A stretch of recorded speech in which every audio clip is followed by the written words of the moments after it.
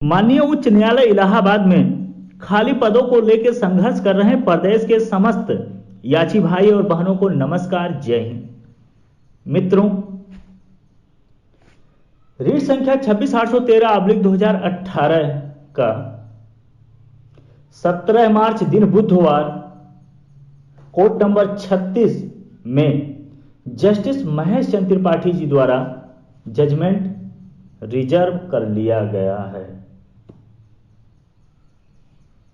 Judgement reserve होने के बाद हमारे तमाम याची भाई बहन खुश भी हुए और कुछ याची भाई बहनों के मन में तमाम प्रकार के सवाल भी प्रारंभ हो गए।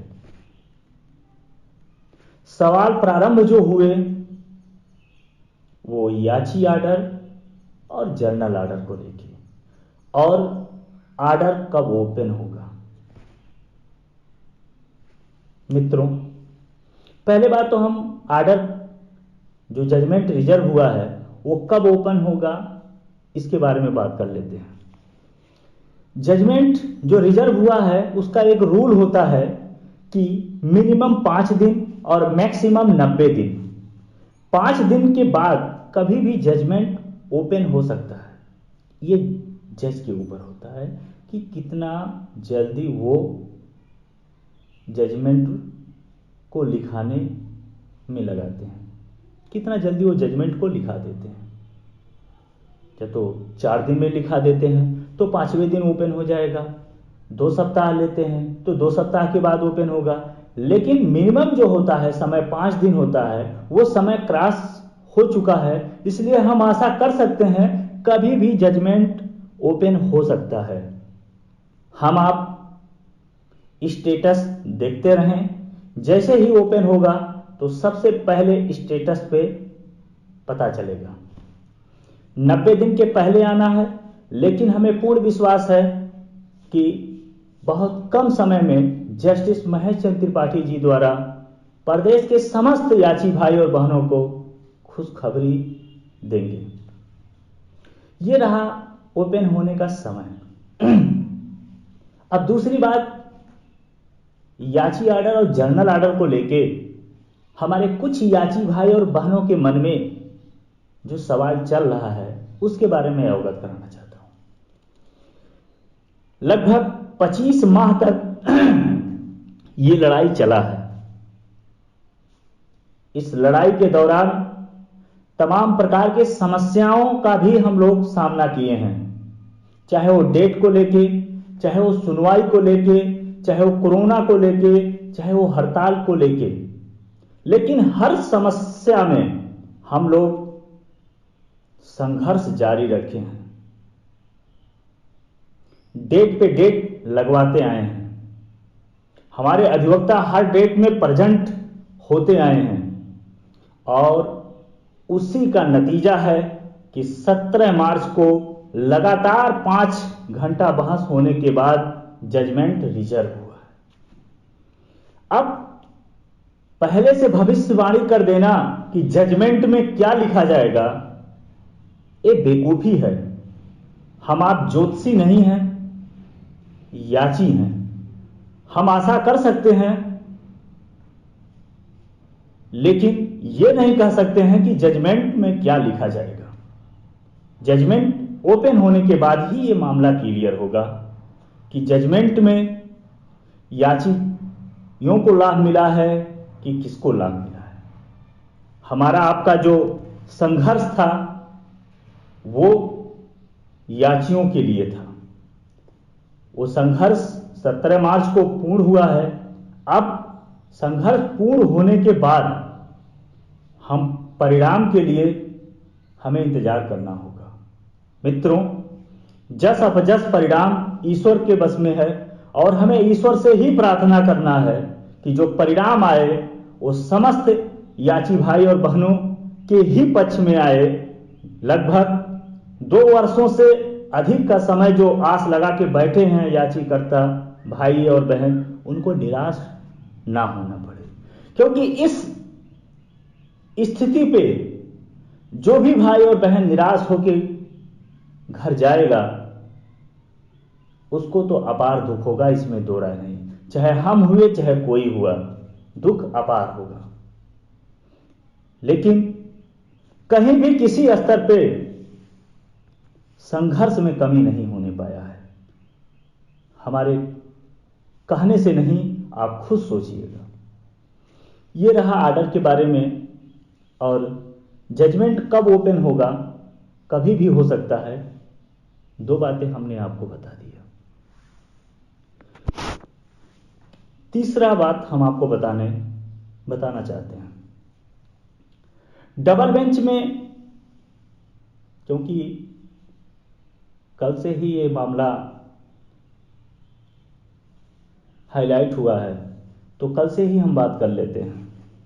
डबल बेंच में कल डेट लगा हुआ था 24 मार्च दिन बुधवार को। डीबी में, डबल बेंच में, कोर्ट नंबर 40 में था, मिश्रा जी के कोर्ट में। लेकिन कल सुनवाई नहीं हुआ। अब क्यों नहीं हुआ, क्या हुआ, इस पे हमें कोई टिप्पणी टिप्पणी नहीं करना है। लेकिन जुबानी जंग प्रारंभ हो गया, और उस जुबानी जंग का असर होने पे कुछ ऐसे लोग के द्वारा आइडियो आया जो नेतृत्व कर रहे हैं। 2-3 आइडियो रात में हमारे पास भी आया। उसको सुनकर बहुत दुख हुआ कि जब तो नेतृत्व करने वाला व्यक्ति बरगलाने का कार्य करे तो बहुत दुख होता है। अपनी सही बातें ना बताए तो बहुत दुख होता है। आप अपनी बातें बताने के बजाय दूसरे की खूबियों का गुणगान करें, यह गलत है। बहस क्यों नहीं हुआ, समस्या क्या आया, क्या नहीं हुआ, इसके बजाय आप सिंगल बेंच के विवरण कर रहे हो, तो कुछ बात समझ में नहीं आया आज तक हमको। मामला डीबी का है, सिंगल का आर्डर जजमेंट जो है वो रिजर्व हो चुका है, आप उसका गुणगान कर रहे हो। बहुत दुख होता है। अपनी नाकामी को छुपाने के लिए दूसरे को आप टारगेट कर रहे हो। चलो ठीक है, जैसी आपकी सोच वैसी आपको बरकत। अब कल हुआ नहीं, फिर एक आइडियो किया जाता है, 2-3 आइडियो कि सिंगल बेंच का जो आर्डर है वो सरकार नहीं मानता। ये माननीय उच्च न्यायालय इलाहाबाद में जो सिंगल बेंच का जो गरिमा है उस पर सवाल उठाया गया है। सिंगल बेंच का आर्डर सरकार नहीं मानता, तो दूसरे शब्दों में हम यह भी कह सकते हैं कि डबल बेंच का भी आर्डर नहीं सरकार मानेगा, क्योंकि उसके ऊपर भी अदालतें हैं। फिर सुप्रीम कोर्ट की बात आएगी। फिर सुप्रीम कोर्ट का भी हम कह सकते हैं कि वहां 2 जज जो सुनवाई करेंगे उनकी बात नहीं माना जाएगा, जो 5 जज सुनवाई करेंगे उनकी बात माना जाएगा। तो ये तथाकथित बातों को सुन के सिर्फ दुख होता है। और ऐसे नेतृत्व करने वाले व्यक्ति जब तो इस प्रकार का वाक्यों का प्रयोग करते हैं तो सिर्फ एक बरगलाने का कार्य करते हैं, ना कि सही बात बताने का। आप सही क्या है उस बात को तो बता नहीं सकते हो, दूसरी की बातों में आप समय बर्बाद करते हो। तो मैं साफ साफ शब्दों में कहना चाहता हूं कि ऐसा कुछ नहीं होता है। जजमेंट में क्या लिखा गया है क्या नहीं लिखा गया है इस पे निर्भर होता है, और आपका संख्या क्या है इस पे निर्भर करता है। जब तो आपका जजमेंट डिस्पोज या अलाउ होता है, आपका संख्या काफी ज्यादा है, तो आप सरकार पे प्रेशर डाल सकते हैं, इसमें दो राय नहीं है। और अभी तो हम 1-2 दिन की बात आप लोगों को बताना चाहते हैं। एजुकेशन मैटर का बात है, जो अध्यापकों का है 69,000 जो भर्ती हुआ है उसमें कुछ सीटें अनफिल्ड रह गया है। सरकार का जो अभी तक का पद्धति था उसमें उस वैकेंट सीटों को कैरी फॉरवर्ड करने का था, लेकिन सरकार उस पर खुद विचार किया, सरकार उस पर खुद माना कि जो सीटें खाली हैं, अभ्यर्थी अवेलेबल हैं, तो हम इस पद्धति को बदल के हम नया पद्धति चालू करेंगे और हम उन्हीं भर्ती से सीटों को भरेंगे। आप सरकार की बातें क्यों करते हैं मेरे भाई? पहले तो जजमेंट आने दीजिए, हम अपनी बात सरकार तक पहुंचाने तो दीजिए। आप ज्योतिषी तो है नहीं कि पहले ही आप बात करने लगते हैं। High court single bench, double bench, supreme court, ये खाला का घर नहीं है। न्यायालय न्याय देने के लिए होता है। आप ऐसा नहीं है कि हाई कोर्ट से आप कुछ नहीं कर पाए, सुप्रीम कोर्ट चले गए तो झोला में भर के आर्डर लेके चले आएंगे, ऐसा कुछ नहीं होता है। आपको ग्राउंड स्तर पे कार्य करना होता है जब तो आपको जीतना है। हम विशेष परिस्थितियों में क्या किए हैं क्या नहीं किए हैं, हमें अपना कोई गुणगान गाने की जरूरत नहीं है, ये सब जानते हैं। सिंगल बेंच में ये होगा, डबल बेंच में वो होगा, हमें सब पता है, लेकिन हमें किसी पे टीपा टपड़ी करने की जरूरत नहीं है। आज तक मेरे किसी भी आइडियो में मैंने 2018 का जिक्र नहीं किया हूं, लेकिन मुझे कल आइडियो सुन के बहुत अपार दुख हुआ है कि अपनी नाकामी को छुपाने के लिए दूसरे को टारगेट किया जाता है। और कुछ यूट्यूबर चैनल वाले मोटी मोटी लाइनों में 41,000 समथिंग सीट भर्ती, 49,000 भर्ती और 2015 कि एक आर्डर आने वाला है, ये है वो है, यहां से हुआ तो वहां चले जाएंगे।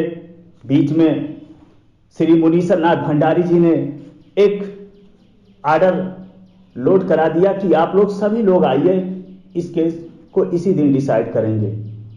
तो फिर तमाम प्रकार के भी जुबानबाजी होने लगा कि सिंगल बेंच में कुछ नहीं हुआ, डबल बेंच में हिमालय हिला देंगे। हिल गया हिमालय मेरे भाई। हम जीते तो 41,000 जीते, हम जीते तो 49,000 जीते, हम जीते तो सभी याचिकाकर्ता जीते, वो किसी भर्ती के हैं। हमारी सोच ये होना चाहिए, ये प्रतिस्पर्धा का खेल नहीं है कि हमें निकलना है आगे, ये नेता नगरी का खेल नहीं है। बहुत दुख होता है जब इस तरीके से कोई भी नेतृत्व करने वाला व्यक्ति जुबानी जंग में जो सही है उसको झुठलाता है और जो असत्य है उसको बखान करता है। बहुत दुख होता है। तमाम गरीब लड़के आए हैं, हमारे आप पे विश्वास किए हैं, जो 24-12 घंटा भट्ठे पे काम करते हैं, लेकिन वो भी आस लगा के बैठे हैं कि जजमेंट आएगा और हमको भी वर्दी मिल सकता है। और उनके आशा को इस तरीके से आप प्रकट करते हैं तो बहुत दुख होता है। बहस नहीं होना ये कोई बड़ी भारी बात नहीं है, कारण कई प्रकार के हो जाते हैं। बहुत मामला पेंडिंग में पड़ा है न्यायालय में, लेकिन उस नाकामी को छुपाने के लिए दूसरे पे टारगेट करना यह बहुत बुरी बात है। हमने कभी आज तक मेरा ऑडियो वीडियो कहीं देखिएगा, मैं किसी और भर्ती का नाम ही नहीं लेता हूं और ना मुझे किसी भर्ती का शौक है इंटरफेयर करने का। मैं आज तक जो किया हूं वो 2015 के लिए किया हूं, और 2015 के जो भी याची भाई बहन जुड़े होंगे शुरू से लेके, परिस्थितियां कुछ भी हो, उनके लिए मैंने रिस्क लिया है। जितना हो सकता है उससे ज्यादा मैंने किया है। मैंने 2 बार जस्टिस सुनीत कुमार जी के कोर्ट में बहस भी किया है, जो आसान नहीं होता है, कुछ भी हो सकता है। डीबी में जब डेट लगवाने की बात आई थी तो मैं फर्जी तरीके से डेट लगवाया था, और जब जांच का मामला उठा तो उस समय मैं जेल जा सकता था, लेकिन तब भी मैंने जरा सा भी डरा नहीं। कुछ अधिकारी भी जाते तो हम भी जाते, जब तो याचियों के लिए ये भी कुर्बानी देना पड़ता तो दे देते। हमें नेतृत्व मिला है, हमें काम का नेतृत्व मिला है तो हमें काम करना है। जो सही है वो सही है। और लगभग ये भर्ती तो हम 18 मार्च 2020 में ही फाइनल हो जाता, करवा लेते, लेकिन उस समय कोरोना महामारी के आ जाने से कारण लगभग 1 वर्ष हमारा बेकार चला गया, और इस 1 वर्ष में हमने 30 डेट से ज्यादा लगवाया। एप्लीकेशन पे एप्लीकेशन एप्लीकेशन पे एप्लीकेशन देता रहा और डायरेक्ट भी डेट लगवाया, और हर डेट में हमारे वकील रिक्वेस्ट करते रहे, चाहे वो सीनियर हुए चाहे वो जूनियर हुए, और अंत में वही हमारा प्रार्थना जस्टिस महेश चंद्र त्रिपाठी जो कर रहे थे, और वो सफल हुआ। 17 मार्च को जजमेंट रिजर्व हुआ। अब रही बात, कुछ आइडियो में ये भी कहा जा रहा है कि 50-50% का चांस है। मेरे भाई, जो तो 50% का चांस है तो हम 51 भी हो सकते हैं, भर्ती बोर्ड 49 भी हो सकता है, क्योंकि हमने सत्य की लड़ाई लड़ा है, जिसमें आर्डर 4 मार्च 2020 को लिखा गया है कि कोई भी वैकेंसी कैरी फॉरवर्ड नहीं किया जाएगा। क्या वो अपना ही आर्डर बदलेंगे? जिनमें 3-3 पेज का आर्डर लिखाया गया है और आईजी स्थापना को भी तलब किया गया है, फिर वो किस लिए तलब किया गया?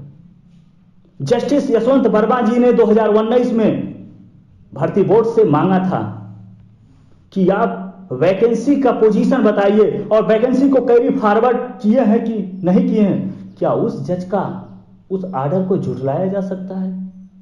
जब तो सारी बातें झुठला दिया जाएगा तो कहीं ना कहीं सत्य का हार होगा और असत्य का जीत होगा। हम न्याय के मंदिर में गए हैं, जब तो हमें न्याय नहीं मिलता, और इस पोजीशन पे आके 2-3 वर्षों के बाद हमारे केस में जब तो हमको हानि होता है, तो कहीं ना कहीं न्याय पे लोगों को विश्वास उठ जाएगा। जब तो हमें हानि ही होना होता तो 2 साल पहले हो जाता, दुख नहीं होता। तो इस बात को कहना कि हमें 50-50% का चांस है, ये सारी बातें गलत है, मिथ्या है। हमें 100% पे, हमें 100 नहीं 101% विश्वास है कि हम जीते हैं और हमारे ही पक्ष में आर्डर आएगा। जो कर्म किया है उसे अपने कर्म पे विश्वास है, उसे अपने भगवान पे विश्वास है, उसे अपने परमेश्वर पे विश्वास है, उसे अपने माता रानी पे विश्वास है। हमने लगभग 25 माह तक कठोर संघर्ष किया है, दिखावटीपन नहीं किया है, और हमें विश्वास है। और मैं आज वीडियो करना भी नहीं चाहता था, लेकिन तमाम हमारे याची भाई बहन के फोन करने की वजह से, तमाम वीडियो को सुनने की वजह से, अपार दुख होने की वजह से आज मुझको वीडियो करना पड़ा। ये हमारे याची भाई एक परिवार के सदस्य हैं। जब इनको कोई चिंता होता है तो हमको भी चिंता होता है, और हमारा 100% कोशिश रहता है कि हमारा कोई भी याची भाई दुखित ना हो। लेकिन मैं ईश्वर नहीं हूं, परमेश्वर नहीं हूं, मैं एक कोशिश कर सकता हूं, और वो कोशिश आपके सामने है, सही हूं कि गलत हूं। जितना संभव था मैंने हर कोशिश किया, रिस्क लिया। तो किसी भी याची भाई और बहनों को परेशान न रहें। कुछ यूट्यूबर चैनल वाले पहले ही कट ऑफ डाउन कर देते हैं और रिजल्ट भी घोषित करते हैं। हमको क्या लगता है, ये जस्टिस MC त्रिपाठी जी के या तो रिश्तेदार होंगे, या तो भगवान होंगे, या तो जोशी होंगे। जो चीज विशेष गोपनीय होता है उसे आप पहले कैसे कह सकते हैं? 3528 वैकेंट सीटें हैं, किस कैटेगरी के कितने सीटें हैं, ये आर्डर पे निर्भर करेगा कि इसको फ्रेश सिलेक्शन माना जाता है कि कौन सिलेक्शन माना जाता है। आप पहले से कैसे मूर्खता बातें कर सकते हैं, मूर्खता रूप से? ये सारी बातें मिथ्या हैं, और आप एक भावी सिपाही हैं। समस्त हमारे याची भाई बहन, आज भी मैं कहता हूं, जो तो मेरे द्वारा किसी और भर्ती के बारे में जो आज बहुत दुख के बाद, मैं अफसोस के बाद नाम लिया हूं, उससे किसी भी याची भाई दूसरे भर्ती के जब तो किसी को दुख हुआ होगा तो क्षमा चाहता हूं। मैं किसी और भर्ती में जरा सा भी इंटरफेयर करने का मन नहीं है, लेकिन कुछ लोगों के द्वारा जो अपनी नाकामी को छुपाने के लिए हमारी भर्ती को बार बार जिक्र करते हैं। जब तो 15 मिनट की वीडियो आता है तो उसमें 8 मिनट तो 2015 की भर्ती के बारे में ही सिंगल बेंच की जिक्र करता है, और सिंगल बेंच में कितने आर्डर नोट करवा दिए हैं, कितने आर्डर लोड है, क्या है, ये रीड संख्या से पता कर लीजिए कि कितने आर्डर हैं। लोड है। अब आप एक भावी सिपाही हैं, आप देखिए ना कि उस रीड संख्या में कितने ऑर्डर लोड हैं और क्या क्या हैं। बहुत ज्यादा कुछ बताने का जरूरत नहीं, आप खुद समझदार एक सिपाही हो। और दूसरी भर्ती के बारे में हमें कोई भी इंटरफेयर नहीं करना है। मुझसे जो हो सकता है मैं दूसरे भर्तियों को एक रास्ता दूंगा, मदद कर सकता हूं, उनका नुकसान नहीं कर सकता हूं। मेरा यह सौभाग्य होगा मैं किसी के काम में आऊं। और 2015 के लिए मैं जान लगा देता हूं और लगा दूंगा जहां तक मुझसे हो सकता है। मैं भी इंसान हूं, भगवान नहीं हूं। किसी को जरा सा भी परेशान होने की जरूरत नहीं है। तमाम यूट्यूबर अपना चैनल को बढ़ाने के लिए, सब्सक्राइबर बढ़ाने के लिए तमाम बरगलाने वाले स्पीच करेंगे, तो आप इसको बहुत ज़्यादा इससे परेशान ना रहिएगा। जो सही बातें हैं आपको जरूर बताया जाएगा, और आप सही क्या है गलत क्या है खुद आप निर्णय ले सकते हैं। आप एक सिपाही होने वाले हैं। कंप्यूटर युग है, हर चीज नेट पे मौजूद है, उस पर किसी को झुठलाया नहीं जा सकता है। तो आप समस्त याची भाई और बहनों को मेरे तरफ से नमस्कार है।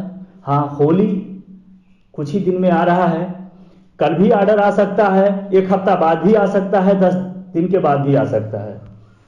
तो ऑर्डर का आप लोग इंतजार करते रहिए, और जो कुछ सूचना रहेगा हम आपको समय समय पे अवगत कराते रहेंगे। होली का दिन आ रहा है, होली में आप ज़्यादा किसी से वाद विवाद ना करिएगा, क्योंकि आगे चल के वेरिफिकेशन में कोई दिक्कत ना हो। तो आप शांति से ही आप होली मनाइए। और जो तो होली के पहले आ जाता है जजमेंट, तो होली और दिवाली साथ मनाया जाएगा। और जो तो होली के बाद भी आता है तो हम होली और दिवाली दोबारा मनाएंगे। और हमें अपने ईश्वर पे पूर्ण रूप से विश्वास है कि ये जजमेंट हमारे ही पक्ष में रहेगा। इसी शब्दों के साथ विराम लेते हैं। समस्त याची भाई और बहनों को नमस्कार, जय हिंद। हमारे वाक्यों से जब तो किसी और भर्ती को कुछ याचीकर्ताओं को दुख हुआ होगा तो क्षमा चाहते हैं। अपार दुख हुआ कई वीडियो सुन के, इसलिए कुछ बातें कहना मेरे लिए मजबूरी था। जय हिंद।